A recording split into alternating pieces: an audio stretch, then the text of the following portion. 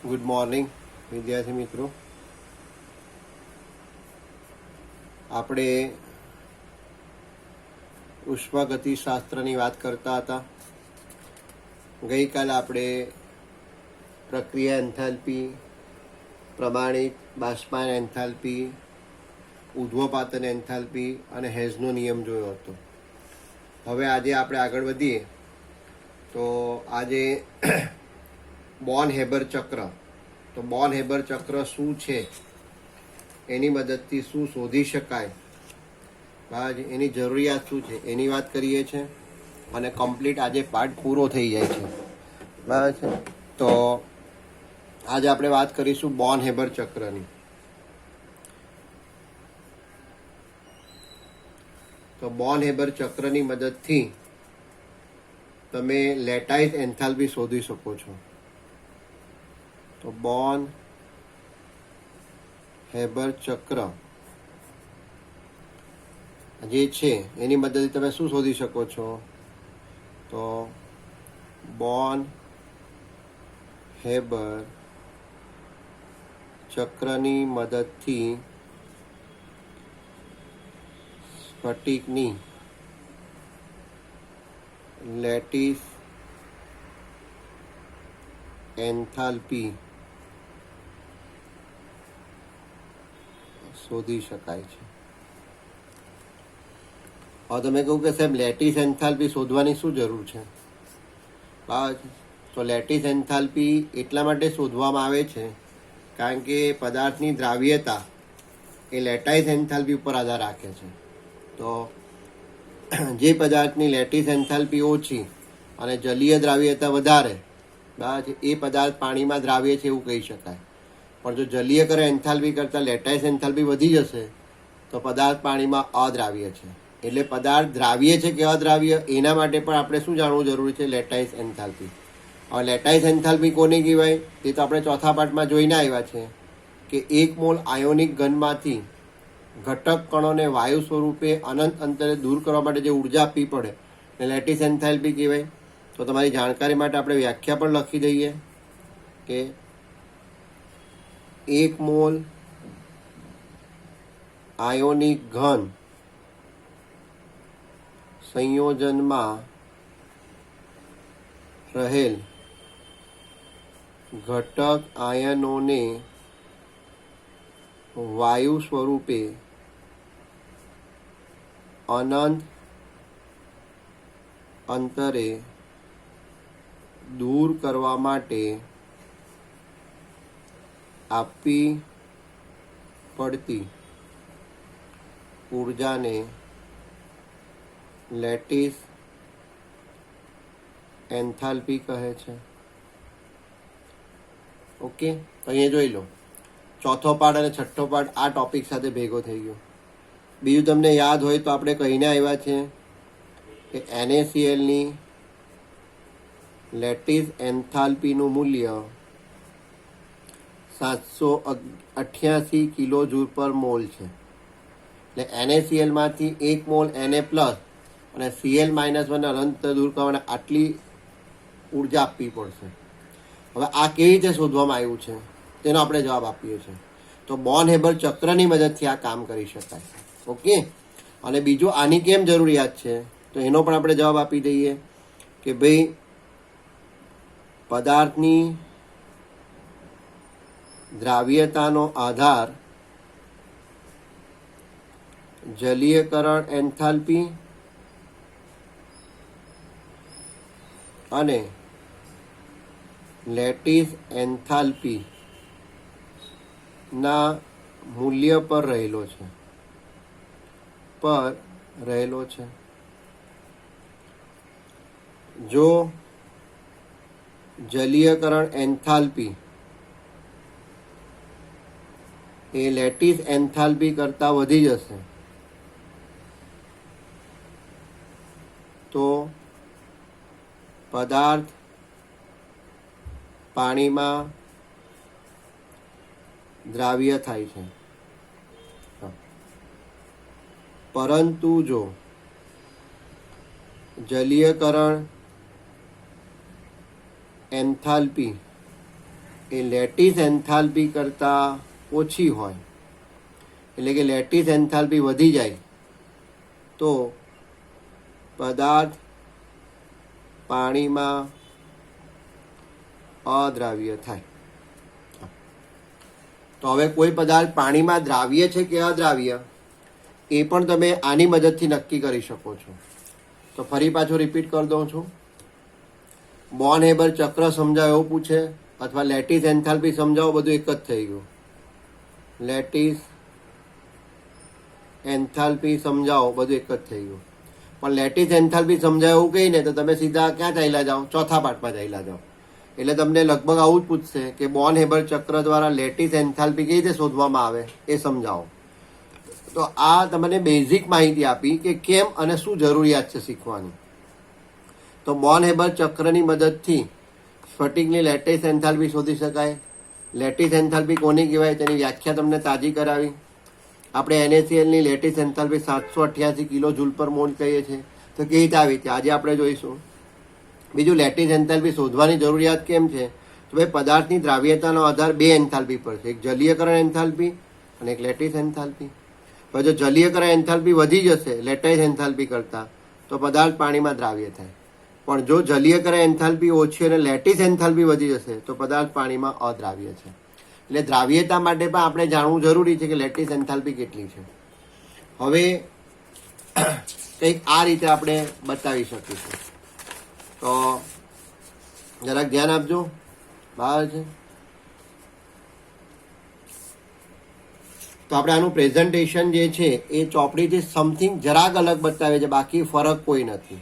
તો તમે એવું માની લો કે ભાઈ તમારી પાસે NaCl સોલિડ છે, એની 1/2 મોલ ક્લોરીન ગેસ સાથે પ્રક્રિયા થાય તો તમને મળે છે NaCl સોલિડ. આ પ્રક્રિયા એક જ તબક્કામાં થાય. એટલે હા, હેઝના નિયમ પ્રમાણે તમે જે રીતે કાલે વાત કરી ને એના જેવું થઈ ગયું કે ભાઈ તમે એક જ તબક્કામાં NaCl મેળવ્યું. તો આની સર્જન એન્થાલ્પીનું મૂલ્ય કેટલું?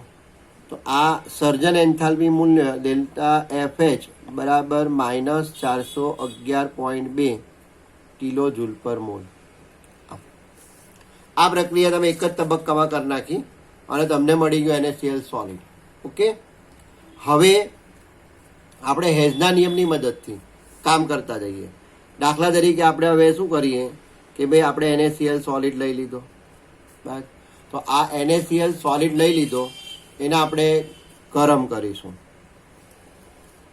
તો NaCl ને જેવું ગરમ કરશું ને એટલે NaCl સોલિડ જે છે એ ઉધ્વપાતન પામશે. તો આને કહીશું ઉધ્વપાતન એન્થાલ્પી. આને શું કહીશું? ઉધ્વપાતન એન્થાલ્પી. એટલે આને કહીશું ડેલ્ટા SBH, જેની કિંમત આવે છે +108.4. આમ આટલી આવે છે. એટલે NaCl સોલિડમાંથી શું બની ગયો? સીધો NaCl ગેસ. એટલે ઉધ્વપાતન થયું, તેને ઉધ્વપાતન એન્થાલ્પી કહેવાય અને એની કિંમત આવે છે 108.4. હવે આ NaCl ગેસ જે છે એને તમે ફરી પાછા ગરમ કરો છો.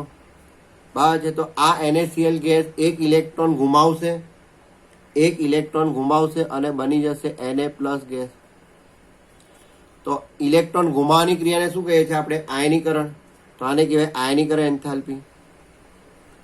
આયનીકરણ એન્થાલ્પી. તમે ઉર્જા આપો છો એટલે શોષક પ્રક્રિયા થાય તો ડેલ્ટા IH, આની કિંમત જે આવે છે એ +496 કિલો જૂલ પર મોલ આવે છે. હવે અહીંયા આપણે અટકી ગયા. આટલા બે સ્ટેપ કર્યા. ઓકે. હવે એ જ રીતે હવે સામે આપણે આ ક્લોરીન ગેસ લીધેલો છે, તો આપણે ક્લોરીન ગેસને ગરમ કરીશું. ઓકે. તો આને ગરમ કરીશું એટલે આનું શું થશે? વિયોજન થશે. કારણ કે આ બે અણુ છે ને, 1/2 Cl2 ગેસ છે, તો એનું વિયોજન થશે ને તમને ક્લોરીન પરમાણુ મળશે. તો આને કહેવાય વિયોજન એન્થાલ્પી. વિયોજન એન્થાલ્પી. એટલે આને કહેવાય ડિસોસિએશન એન્થાલ્પી, D/2H. હવે આને પણ તમે ગરમ કર્યું છે એટલે તમે આને ઉષ્મા આપો છો. આ બી શોષક પ્રક્રિયા થઈ. તો આની કિંમત આવે છે +121 કિલો જૂલ પર મોલ. એટલે આ Cl2 ગેસમાંથી શું બની ગયો? Cl પરમાણુ ગેસ બની ગયો. હવે અહીંયા તમારો ઇલેક્ટ્રોન છૂટો પડ્યો છે, એ યાદ રાખજો. અહીંયા ઇલેક્ટ્રોન છૂટો પડ્યો છે એટલે હું અહીંયા બતાવી દઉં છું. ચાલો અહીંયા જ બતાવી દઉં, બધા લોચા મારશે. આવું થયું છે. ઓકે, ભાઈ અહીંયા બતાવવામાં શું થાય છે? તકલીફ થઈ જશે, એટલે આપણે ઇલેક્ટ્રોન અહીંયા જ બતાવી દઈએ છીએ. અહીંયા સાથે છૂટો પડે એટલે અહીં લખી દઉં -1 ઇલેક્ટ્રોન. આમ હવે આ વિયોજન થયું, તો એની વિયોજન એન્થાલ્પી કેટલી થઈ ગઈ? +121 કિલો જૂલ. ઓકે, હવે આ જે Cl ગેસ છે એને તમે આ એક ઇલેક્ટ્રોન આપી દેવ છો અને શું બનાવો છો? ઋણ આયન બનાવો છો. તો આને કહેવાય ઇલેક્ટ્રોન પ્રાપ્તિ એન્થાલ્પી, ΔEgH. જેનો ત્રીજો પાર્ટ બી આવે છે. અને આ જ્યારે ઇલેક્ટ્રોન સ્વીકાર કરે છે ત્યારે ઉષ્મા છૂટી પડે છે, અને ઉષ્મા છૂટી પડે છે એનું મૂલ્ય છે 348.6, અને Cl ગેસમાંથી બની જાય છે Cl-1 ગેસ. આમ હવે આ Na+ અને આ Cl- બંને ભેગા થઈ જાય તો તમને આપશે NaCl સોલિડ. NaCl solid. તો આને કહેવાશે લેટાઇસ એન્થાલ્પી. તો આને કહેવાશે લેટિસ એન્થાલ્પી, એટલે ΔUH. આમ એટલે સાદી ભાષામાં કહીએ તો હવે આ જે સર્જન એન્થાલ્પી છે આ બધી એન્થાલ્પીનો શું થઈ ગયો? સરવાળો. હેઝના નિયમ પ્રમાણે તમે જોઈ લો, આ પ્રક્રિયા એક તબક્કામાં થાય છે તો એન્થાલ્પીમાં થતો કુલ ફેરફાર હંમેશા કેવો રહે? અચળ રહે. તો આ તો આપણને મળી ગયું છે. હવે આ બધા તબક્કામાં થતો કુલ એન્થાલ્પી આના બરાબર થાય, એટલે આપણે આવું લખી શકીએ. જે જોજો કે ભાઈ સર્જન એન્થાલ્પી બરાબર આ ઉધ્વપાતન એન્થાલ્પી એટલે ΔS sublimation enthalpy plus ΔIH આયનીકરણ enthalpy plus dissociation enthalpy plus જો આ આવી ગયું પછી ઇલેક્ટ્રોન પ્રાપ્તિ એન્થાલ્પી પ્લસ આ લેટિસ એન્થાલ્પી. આ બધાનો સરવાળો કરીશું તો NaCl સોલિડ મળે. એનો મતલબ આના જેટલી એન્થાલ્પી ફેરફાર થશે. ખ્યાલ આવે છે? હેઝના નિયમ પ્રમાણે છે પ્રક્રિયા એક તબક્કામાં કરો કે એક કરતાં વધારે તબક્કામાં કરો તો કેટલા તબક્કા? 1, પછી 2, 3, 4 અને 5. આ 5 તબક્કામાં થઈ તો 5 તબક્કાનો કુલ એન્થાલ્પી ફેરફાર એ સમગ્ર પ્રક્રિયા એન્થાલ્પી ફેરફારના સરવાળા બરાબર થાય એટલે આટલો જ થશે. તો ચાલો, આપણી પાસે આ કિંમત નથી, બાકી બધી કિંમત આવી ગઈ. તો આ સર્જન ઉષ્મા કેટલી છે? બરાબર છે, તો સર્જન ઉષ્મા છે -411.2. ઉધ્વપાતન એન્થાલ્પી કેટલી છે? તો ઉધ્વપાતન એન્થાલ્પી છે આપણી +108.4. આયનીકરણ એન્થાલ્પી કેટલી છે? તો ભાઈ 496 છે. આ ડિસોસિએશન એન્થાલ્પી કેટલી છે? તો ભાઈ 121 છે. આ ઇલેક્ટ્રોન પ્રાપ્તિ એન્થાલ્પી માઇનસ છે એટલે 348.6 છે. અને આ આપણને ખબર નથી, જેને આપણે લેટિસ એન્થાલ્પી કહીએ છીએ. ઓકે, આ આપણને ખબર નથી. ક્લિયર? તો હવે આ લેટિસ એન્થાલ્પી શોધવી હોય તો આપણે શું કરીશું? આને આ બાજુ લઈ આવીશું તો -411.2. આ બધાનો આપણે સરવાળો કરી દઈએ. બરાબર છે, તો કેટલા આવે છે જોઈ લો. 108.4 વત્તા 496 વત્તા 121 માઇનસ 348.6. એટલે તમારી અહીંયાની જે સાઈડ આવે છે આટલી આવે છે પ્લસ 300 આટલી, અને આ ΔIUH. બરાબર છે. હવે આ જે લેટિસ એન્થાલ્પી જે છે ને એની કિંમત ઋણ જ હોય છે. શું હોય છે? ઋણ હોય છે. આમ તો આ ઋણ. હવે પક્ષાંતર કરીને એને આ બાજુ લઈ આવો તો એ પ્લસ થઈ જાય. તો ΔU એક કામ કરો, અને 788 જે છે એ પ્લસમાં જ આવે છે આપણી કિંમત, એટલે આને આપણે આ બાજુ લઈ આવીએ તો 376 વત્તા 8 વત્તા 411.2. તો આ બધાનો સરવાળો કરો તો 411.2. તો એક્ઝેક્ટલી તમારો જવાબ આવી ગયો UH. તમારો જવાબ આવી ગયો છે પ્લસ 788 કિલો જૂલ પર મોલ. હા, આવું થયું. તો ચોપડીવાલાએ થોડું ગૂંચવીને આપ્યું છે. આપણે આગલી બુકમાં જે પ્રેઝન્ટેશન આપેલું છે બસ એનો સહારો લીધો છે, બીજું કંઈ નથી. આ પ્રક્રિયા એક તબક્કામાં થઈ, બરાબર, અને પછી તમે આ જ પ્રક્રિયાને પછી ગોળ ફેરવીને 5 તબક્કામાં કરો તો કુલ સર્જન એન્થાલ્પી ફેરફાર જે છે -411.2 કિલો જૂલ પર મોલ એટલો જ આવે. તો હું ફરી પાછો રિપીટ કરી દઉં છું. પહેલું તો બોર્ન હેબર ચક્ર શું છે? તો ભાઈ બોર્ન હેબર ચક્ર વડે તમે સ્ફટિકની લેટિસ એન્થાલ્પી શોધી શકો. લેટિસ એન્થાલ્પી કોને કહેવાય તેની વ્યાખ્યા આપી દીધી. આપણે NaClની લેટિસ એન્થાલ્પી 788 કિલો જૂલ આવે છે તે આપણને ખબર છે, પણ કેવી રીતે આવે છે તો અત્યારે જોઈશું આપણે. બીજું આ શોધવાની જરૂર શું છે? તો પદાર્થ દ્રાવ્ય કે અદ્રાવ્ય એ નક્કી કરી શકાય. જો જલીય કરે એન્થાલ્પી વધી જાય લેટાઇસ એન્થાલ્પી કરતાં તો પદાર્થ દ્રાવ્ય છે, પણ જલીય કરે એન્થાલ્પી ઓછી થાય લેટાઇસ એન્થાલ્પી વધી જાય તો પદાર્થ અદ્રાવ્ય છે. હવે હેઝના નિયમ પ્રમાણે પ્રક્રિયા એક તબક્કામાં કરો, એક કરતાં વધારે તબક્કા, કુલ એન્થાલ્પી ફેરફાર જે છે તે અચળ રહી છે. તો તમે NaCl સોલિડ અને 1/2 Cl2 ગેસ આ બે વચ્ચે સીધી પ્રક્રિયા કરો તો NaClનું શું થાય છે? સર્જન. તો આને સર્જન એન્થાલ્પી ગઈ -411.2 કિલો જૂલ. હવે આ જ પ્રક્રિયા તમે અલગ અલગ સ્ટેપમાં કરો. સૌથી પહેલાં તમે સોડિયમ સોલિડ લઈ લો, એને ગરમ કરો એટલે એનું ઉધ્વપાતન પામશે, એટલે આ ઉષ્મા શોષક એટલે પ્લસ, જેની કિંમત આવી છે 108.4. ફરી પાછું એને ગેસને ગરમ કરો એટલે ઇલેક્ટ્રોન ગુમાવશે એટલે આયનીકરણ એન્થાલ્પી આવશે +496. આ બની ગયો Na પ્લસ ગેસ. અહીંયા એને ઊભા રહી જાઓ. હવે આપણે 1/2 Cl2 ગેસ લીધેલો છે એટલે આને ગરમ કરો એટલે આનું વિયોજન થશે એટલે આને વિયોજન એન્થાલ્પી કહેવાય. એટલે Cl2 માંથી Cl પરમાણુ ગેસ બનશે. હવે આને એક ઇલેક્ટ્રોન આપો એટલે ઋણ આયન બને તો આને કહેવાય ઇલેક્ટ્રોન પ્રાપ્તિ એન્થાલ્પી. આ પ્રક્રિયા ઉષ્મા ક્ષેપક છે એટલે આની કિંમત આવશે માઇનસ. હવે Na પ્લસ અને Cl માઇનસ બંને ભેગા થઈ જાય તો તમને NaCl સોલિડ મળે. આ Na પ્લસ અને Cl માઇનસ બંને ભેગા થાય જેને લેટિસ એન્થાલ્પી કહેવાય. ઓકે, તો આ લેટિસ એન્થાલ્પીની કિંમત શોધવી હોય તો હેઝના નિયમ પ્રમાણે સર્જન એન્થાલ્પી આ બધી એન્થાલ્પીના સરવાળા બરાબર થાય. તો આપણે બધી કિંમત મૂકી દઈએ. આ લેટિસ એન્થાલ્પી જે છે માઇનસમાં આવશે એટલે આમ લઈ લો, બરાબર છે, એટલે આ તમારો જવાબ આવી ગયો આટલો. તો આ રીતે તમારે કામ કરવું પડે તો તમને એક્ઝેક્ટલી ખ્યાલ આવશે. તો પરીક્ષક વારંવાર આ બોર્ન હેબર ચક્ર પૂછે છે અને આ બોર્ન હેબર ચક્રમાં આ મૂલ્ય લખો ને તો એની કિંમત છે. તમે મૂલ્ય વગર લખી આવશો ને તો નહીં ચાલશે.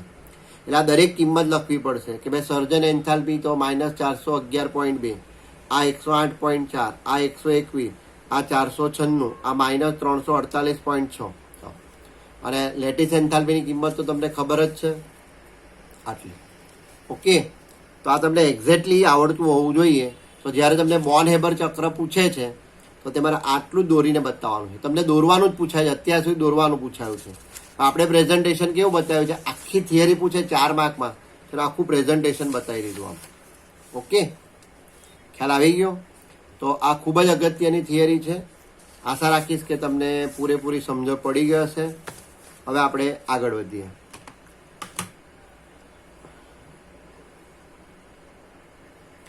હવે આપ્યું છે પ્રક્રિયાની સ્વયંભૂતા, એટલે પ્રક્રિયા આપમેળે થશે કે નહીં. તો થોડું વધારાનું જરા કહી દઉં છું, ધ્યાન આપજો.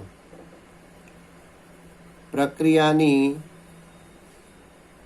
સ્વયંભૂતા એટલે કોઈ પ્રક્રિયા આપમેળે થશે કે નહીં એ આપણે જાણવું હોય તો જાણી શકાય. તો જવાબ હા છે. કોઈ પણ પ્રક્રિયા આપમેળે થશે કે નહીં તે સૈદ્ધાંતિક રીતે જાણવું હોય તો જાણી શકાય છે. હવે તમને ખબર જ નહીં હોય કે આ પ્રક્રિયા થવાની છે કે નથી થવાની, એટલે તમને નિપજ મળશે કે નહીં મળશે, અને તમે એ પ્રક્રિયા કરો તો શું થઈ જાય? વસ્તુનો બગાડ થાય, પૈસાનો બગાડ થઈ ગયો, સમયનો બગાડ થઈ ગયો. અને આ બધી વસ્તુ બહુ કિંમતી છે. સમય, બસ એ પદાર્થ, રૂપિયા, આનો બગાડ નહીં થવો જોઈએ. તો સામાન્ય રીતે આપણનો પણ એક સ્વભાવ છે, કાળા માથાનો માનવી પણ એક સ્વભાવ એનામાં છે કે કોઈ પણ કાર્ય કરતા પહેલાં એ કાગળ ઉપર એક ડાયાગ્રામ બનાવે છે. દાખલા તરીકે આપણા ઘરે કોઈ સારો કે નબળો પ્રસંગ હોય તો એમાં કેટલો ખર્ચ થશે, એક અંદાજિત ખર્ચનો અંદાજ લગાવે છે. આપણે માનો કે હવે દિવાળી પર ફરવા જવું છે તો ક્યાં ફરવા જઈએ, બરાબર છે, ક્યાંથી ક્યાં કેવી રીતે જઈ શકાય, બરાબર છે, ત્યાં હોટલ કેવી છે, ટોટલ ખર્ચ કેટલો થશે, આવવા જવાનો, જમવાનો ખર્ચ કેટલો થશે, બરાબર છે. આવી આપણે માહિતી એકઠી કરતા હોઈએ છીએ. તેમ હવે અહીંયા પણ કોઈ પણ પ્રક્રિયા આપમેળે થશે કે નહીં એ સિદ્ધાંત રીતે જાણવું હોય તો જાણી શકાય છે, બરાબર છે. ઓકે. અને એના માટે આપણને મદદ કરે છે ઉષ્માગતિ શાસ્ત્રનો બીજો નિયમ. તો ઉષ્મા ગતિશાસ્ત્રના બીજા નિયમની મદદથી જાણી શકાય છે. કયા નિયમની મદદ જાણી શકાય છે? બીજા નિયમની મદદથી. હવે બીજો નિયમ શું કહે છે? તો ઉષ્મા ગતિશાસ્ત્રનો બીજો નિયમ. તો એ નિયમને પણ બે સ્વરૂપે લખી શકાય કે આપમેળે થતા બધા પ્રક્રમોમાં પ્રણાલીની મુક્ત ઉર્જા ઘટે છે અને આપમેળે થતા બધા પ્રક્રમોમાં વિશ્વની એન્ટ્રોપી ઘટે છે. એટલે એનો મતલબ એમ થઈ ગયો કે તમારે જો બીજો નિયમને સમજવો હોય તો બે અવસ્થા વિધેયને સમજવા જરૂરી છે. એક એક એન્ટ્રોપી અને એક મુક્ત ઉર્જા. તો આ બેને તમે સમજો તો બીજો નિયમ શું કહેવા માંગે છે તમને ફટદેકી ખ્યાલ આવી જાય. ખ્યાલ આવે છે? તો કોની મદદથી સમજી શકાય? તો એન્ટ્રોપી અને મુક્ત ઉર્જાની મદદથી. તો આ બીજો નિયમ શું કહે છે? તો આપમેળે થતા બધા પ્રક્રમોમાં વિશ્વની એન્ટ્રોપી વધે છે. આપમેળે થતા બધા પ્રક્રમોમાં વિશ્વની એન્ટ્રોપી વધે છે. અને બીજું વિધાન શું કહે છે? તો આપમેળે થતા બધા પ્રક્રમોમાં પ્રણાલીની મુક્ત ઉર્જા ઘટે છે. આ બીજો નિયમ કહે છે. એટલે કોઈ પ્રક્રિયા આપમેળે થશે કે નહીં જાણવું હોય તો તમારે બીજો નિયમ જાણવો પડે.